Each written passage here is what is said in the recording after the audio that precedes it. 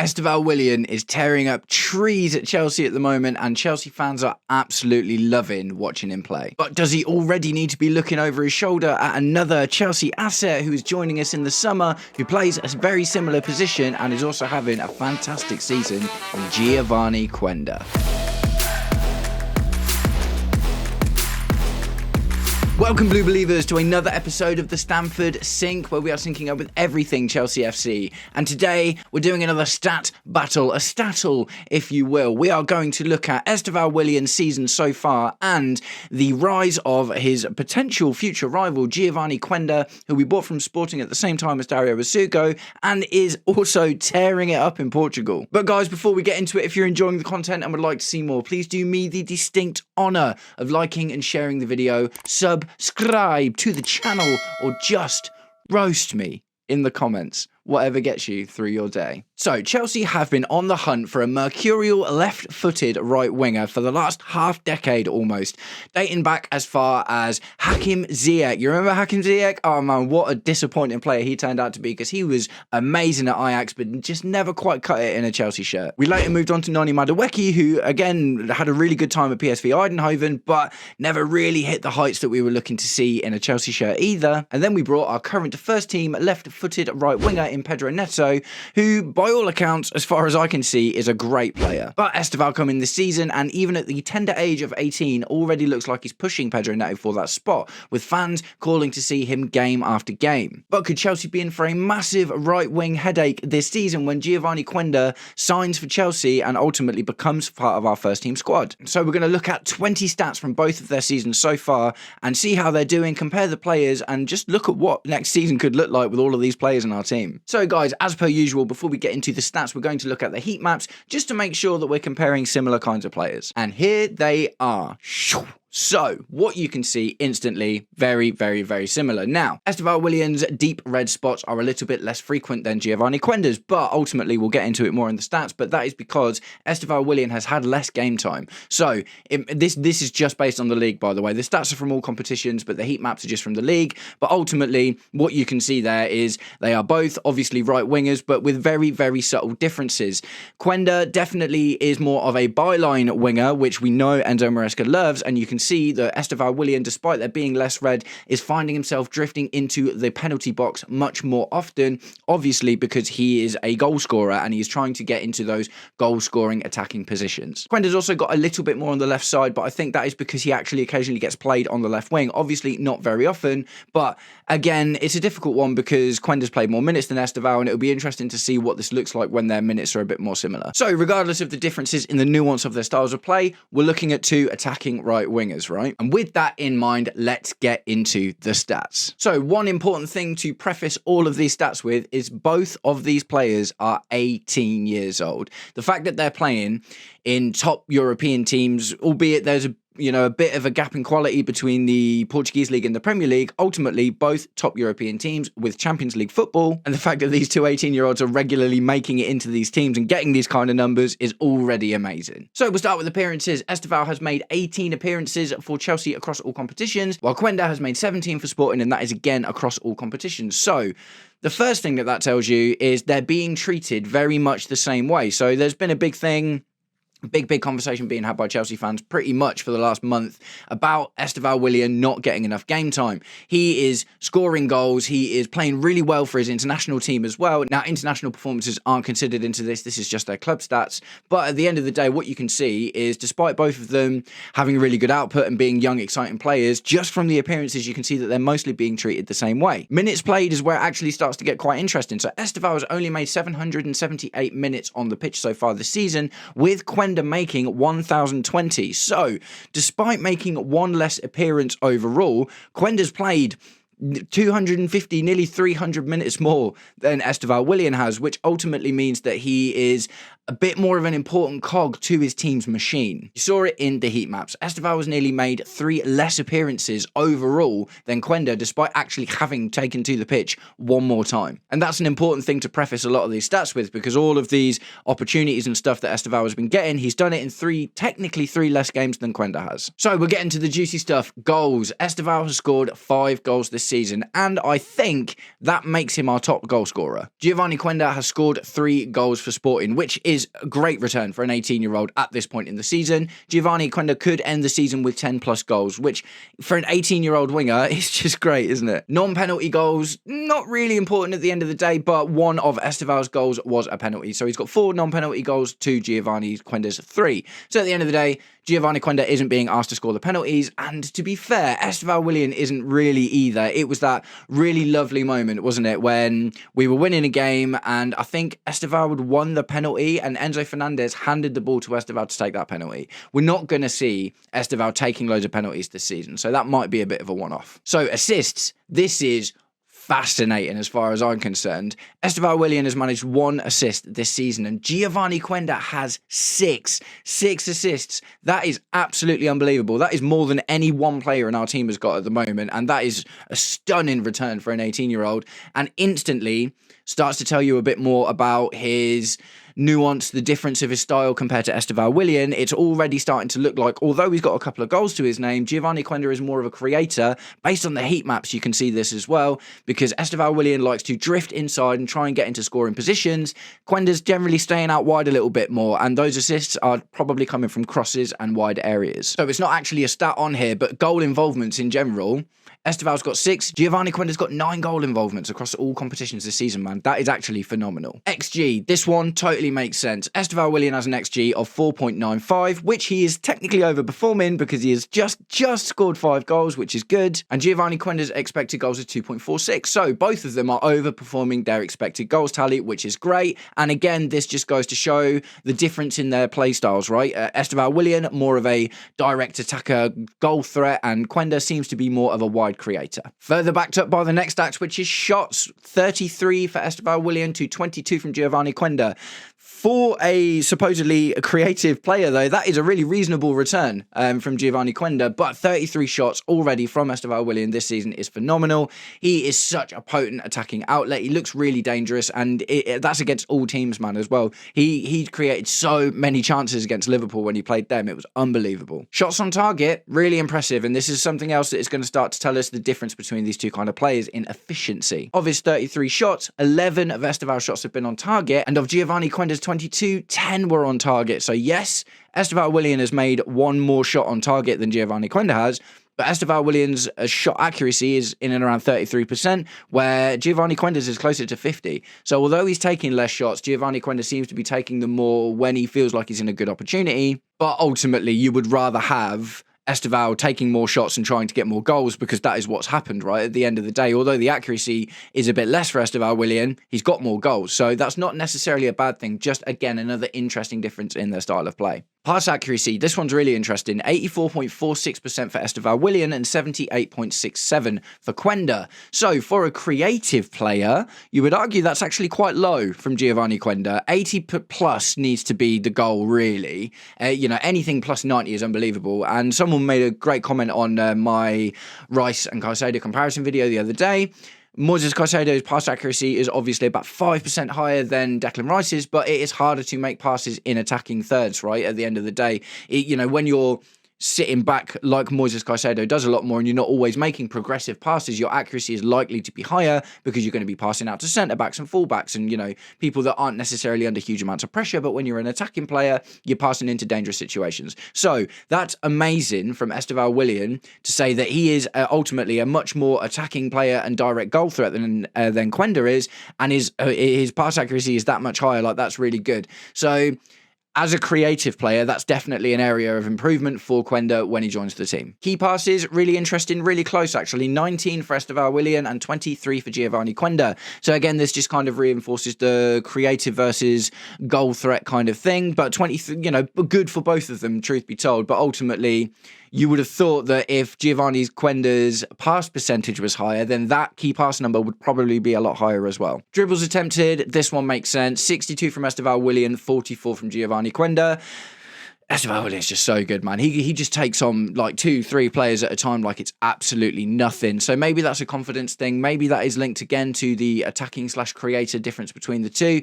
But ultimately, you would have thought that's probably an area of improvement for Giovanni Quenda as well. Dribbles won. This one just makes sense based on the dribbles attempted. 27 from Estevão Willian, which gives him in and around, what, 40% of them, and 16 dribbles won from Giovanni Quenda. So again, that's in and around the 30% kind of range. So this is a clear win for Estevão in terms of dribbling. Successful crosses. Now, this is a really, really interesting, I mean, they're all really interesting. I keep saying that, but all these stats are really interesting for lots of different reasons. Estevão has 8 successful crosses this season to Giovanni Quenda's 9. So even though Giovanni Quenda is a wide creator, that's what the story that the stats are starting to tell us so far, Estevão Willian is no slouch with his crosses either. That ultimately is going to prove to be very good, especially when you think when Liam Delap's on a bit of better form and stuff, and you've got Cole Palmer back in the team, those crosses are likely to find better attacking players and will start leading to more goals. But yeah, like I say, just for the profile that the story is starting to build of both of these players, Estevão having that many good crosses compared to Quenda, and that seems to be his thing, is brilliant. Tackles, 14 for Estevão Willian, 15 for Giovanni Quenda, which again, absolutely fascinating. That's brilliant. That's such a good return from Estevão in particular to say that he does put the majority of his focus on being an attacking player. We've talked about it before on the Blue Lounge, and in general, it's obvious to see defending isn't necessarily Estevão's greatest skill, and that's something that Quenda is probably going to do it more of in general, but to say that in the Premier League as well, that's the other thing that we've got a caveat here. Estevão making 14 successful tackles in the Premier League to Giovanni Quenda's 15 in the Portuguese league. Although the number is lower, I would argue that Estevão will actually comes out on top in this stat. Interceptions, things start to skew a little bit more now. 4 for Estevão Willian, 6 for Giovanni Quenda. But again, if I'm being completely fair, Estevão Willian technically has played 3 lots of 90 minutes less in and around than Giovanni Quenda has. So that shows you that Giovanni Quenda's doing a good job, but had Estevão had those 3 extra games, maybe that's something he could have achieved as well. Okay, a bit of a drop-off for Estevão here. 17 fouls committed to Giovanni Quenda's 5.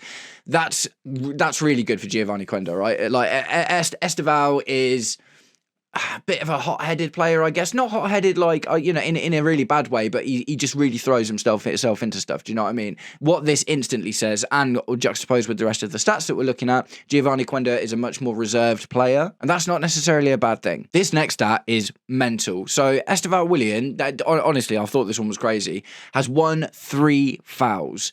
Whereas Giovanni Quenda has won 23 fouls. That seems crazy. So I guess it seems, just from the numbers there, you look at that and you say, oh, Quenda's, being a real nuisance and winning loads of fouls. Like, yes, absolutely. But the other part of that, because Estevão Willian's dribbles attempted and dribbles won is so much higher than Quenda's, players are probably trying to foul him, but he's just skipping through him. Do you know what I mean? So that is the only thing that makes sense there to me, because every single time Estevão gets to Willian, people are starting to bear down on him now because they know that he's a threat. Like, you remember Eden Hazard, right? Eden Hazard, one of the most fouled players in the league. Jack Grealish for Aston Villa got fouled all of the time because he was such a mercurial player. But I just find it really interesting that Estevão Willian has won so few fouls at the moment, and to me that only makes sense that it's because he's basically just constantly dancing through these defenders that are coming in for him. But that is not to take anything away from Quenda, because fouls won are potentially chances created, and 23 fouls won for Quenda shows that he's also being targeted by opposition teams because they are worried about him being a threat, especially with those assist numbers. But yeah, really nuanced one, not quite as obvious as the numbers would tell you. Yellow cards, this backs up my hot-headed claim. Estevão Willian already has 4 yellow cards and Giovanni Quenda only has 1. This is just one of those things, isn't it? Like, you want players to have personality, man, especially attacking goal threats like Estevão Willian. At the end of the day, it shows his love for football and the passion. That's a really, really good thing. But again, also not anything to take away from Quenda there. Having a good disciplinary record is a good thing, but I don't see 4 yellow cards from Estevão. I think the thing is, I don't think they were all for fouls, although that would make sense because he's committed 17 fouls. I think some of it was for like dissent and stuff as well, where he was just like unhappy with the ref and got carded, or time wasting and stuff. So something that Estevão Willian can maybe learn to keep a lid on. Maybe that's something that needs to come through the coaching or the captaincy. Be interesting, Reece James and Enzo Fernandez maybe trying to take a bit more control of the passion and the heat on the pitch. But to say that Quenda's only got 1 yellow card this season in all competitions in 17 appearances is really good. Red cards, 0 for both at the moment. but there's still time. Oh, mate, the red cards, man, the red cards. Like, we obviously got a player sent off. Yeah, Moises Caicedo got sent off against Arsenal yesterday. No one is safe. No one is safe from the red cards this season, especially in the hot, more passionate games, right? That's just an absolute thing. But ultimately, the 0 red cards for either player at the moment, so that's cool. And we'll finish up with their overall ratings. So I've got all of these stats from Who Scored, and their overall ratings are 6.87 for Estevão Willian and 7.05 for Giovanni Quenda. So there's more nuance, I think. Do you know what I mean? At the end of the day, looking at the stats in general, Quenda's numbers are better in general, but Estevão Willian's numbers, there's a bit more nuance for me. For instance, like fouls won. It seems mad to me that refs have only awarded fouls to Estevão Willian 3 times. And that has to be probably either refs aren't looking after him, which is ridiculous because he's 18. That's probably not the case. Or he's so good at dribbling that he's just dancing through these players that are trying to foul him in the first place. That is probably going to amp up at the end of the day. The better Estevão Willian gets, the more goals he starts scoring, the more dangerous he becomes. He's going to get more and more and more targeted. So he probably will end up getting fouled a bit more often. The answer to the question obviously isn't Quenda's better than Estevão just because the numbers are higher, but ultimately there's a big nuance thing here, and you know there's a couple of caveats like obviously the differences in the league and the different kind of players that they are. But yeah, guys, that's it. 20 stats. There isn't really a clear winner here for me. What we are seeing is that they're both very different sorts of players. Although they take up the same position, they offer something really, really different. And I think they have different kinds of personalities as well. Either way, it's exciting, isn't it, man? To have these two on the same team next year, oh, man, it's going to be a real, real headache for that right wing spot. But we're going to get into that a little bit more in a minute. So I just want to do some key takeaways from the stats in general, right? So we'll start with goal threat versus playmaking. Estevão is more of a direct goal threat with higher goals, non-penalty goals, XG, shots, and dribbles won. So instantly, like I said, kind of throughout it at the start, the stats say it, and you kind of see it as well.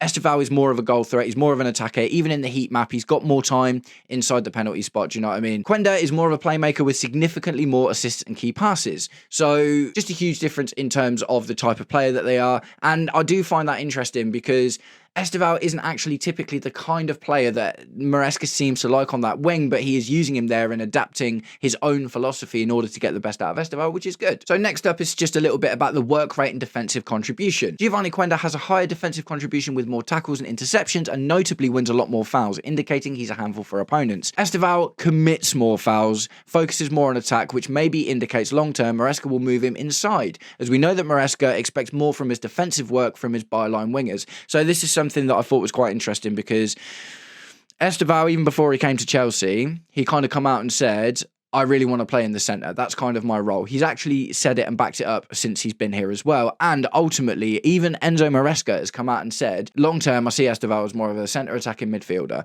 So Quenda, based on the stats, looks a lot more like Pedro Neto than he does Estevão Willian, and Estevão Willian ultimately is a bit more akin to Cole Palmer. So that's going to create lots of crazy headaches, man. The thing I'm a little bit worried about is what happens to Pedro Neto. So, just to expand on this a little bit, now, Cole Palmer is just about to come back, and he will clearly get back into the team a lot. Estevão Willian is having a really, really good season. He's scored 5 goals already. He's got an assist. He's starting to be trusted in games. This season, I don't expect him to take too much more of Pedro Neto's playing time. But when it gets to the end of the season and Giovanni Quenda comes in, for me, what happens rests on whether we buy a centre attacking midfielder or not. Because obviously in the summer, we were talking about Fermin Lopez and Xavi Simons, and there was loads of talk about Morgan Rogers and stuff. But if we buy a centre attacking midfielder, then all of a sudden I think we've got too many players. Ultimately, if Quenda comes in to play a very similar role next season to what Estevão Willian is playing this season on the right wing as a supplementary backup to Pedro Neto, and Estevão Willian maybe gets a bit more in the centre attacking midfield spot, then yeah, cool. But let's just play a game for a minute. What if we go out and buy Morgan Rogers, right? Morgan Rogers is going to want to play in that centre attacking midfield spot. He's not really a left winger. I know he gets started for left wing on, at Aston Villa, but you look at his heat map, man, he's absolutely not a left winger. He's going to want to play in that hole, and ultimately, what are then we going to do? Because if we do buy a centre attacking midfielder, then that actually leaves us with one right wing spot for Estevão Willian, Pedro Neto, and Giovanni Quenda. And you could even talk about, but they can play on the left. It's like, well, what about Jamie Gittins and Alejandro Garnacho? If we buy a centre attacking midfielder, one of our wingers is going to have to make way. And I have a horrible feeling that will be Pedro Neto. I absolutely love Pedro Neto, and he's been phenomenal for us this season so far.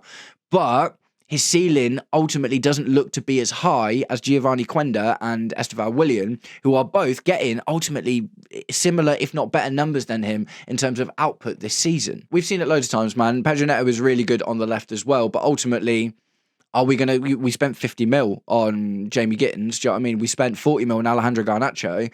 Are we just going to get to the end of the season and sell one of them straight away and try and we have to make that money back. Do you know what I mean? We absolutely have to make that money back because that's just how Blueco work. So I'm a little bit concerned that if Giovanni, I mean, it's a good thing to be concerned about because it's like, we've got all of these amazing players. How do we fit them all into our team? It just feels like to me, if Giovanni Quenda carries on his current trajectory and comes into the Chelsea team next season, Pedro Neto feels like the one that will probably make way. He's been with us a few seasons. Ultimately his book value has gone down, but his stock will have risen because he's been playing well. So we could make 50, 60 mil for a Pedro Neto. There's been tentative links with Barcelona, for instance, already this season. But I just think that would be a bad idea, man, because Pedro Neto is the most experienced winger we've got. And you look at him in that Arsenal game, he runs and runs and runs and runs and runs. And then all of a sudden, like I say, this is largely based on if we buy a centre attacking midfielder. If we don't buy a centre attacking midfielder, I think there's room for everyone. But if we go out and buy another centre attacking midfielder, I think Pedro Neto might be the one that has to make way for it. So that's it, guys. That is a big, old, hefty stat battle between Giovanni Quenda and Estevão Willian. Ultimately, this is all fantastic news. Do you know what I mean? There's nothing bad about this at all. Estevão Willian is absolutely brilliant and he's doing a really good job at Chelsea. Giovanni Quenda, a bit more quietly, not super quietly, he's getting in the news every now and again, but he's doing a phenomenal job over at Sporting Lisbon as well. They are both being treated in a very similar manner. Although Giovanni Quenda is getting more minutes overall, they've played in and around the same amount of games. It's just the amount of time has been different. Estevão Willian has come on a lot more, whereas Giovanni Quenda seems to be making more starts by about the tune of 3 games. Either way, I'm really excited to see both of these players in our team next season. Could they all play together? Like, you know, this is where it starts to get really complicated, isn't it? Like, it's amazing, it's really exciting, and the FIFA kid in me is like, I can't wait to have all these players on my team, but the realism of it is, okay, there's a lot of games now, so you need a lot of players, but maybe someone's going to have to make way, man. So guys, let me know what you think in the comments. Do you think that Giovanni Quenda is a problem waiting to happen in a good way, or do you think that we might even just loan him out for another season? Do you think that he could end up being one of these players that we just raise his value a lot and we end up selling him on, or should he get in the team? Thanks for sticking around until the end of the video, guys. I hope you all have an absolutely wicked day, and if you are chilling and you want to listen to more Stamford Sync, then check out this video here, which was another stattle I did between Moises Caicedo and Declan Rice just before the Arsenal game. I hope you're all having an absolutely wicked day, and I'll catch up with you very, very soon. Take it easy. Peace.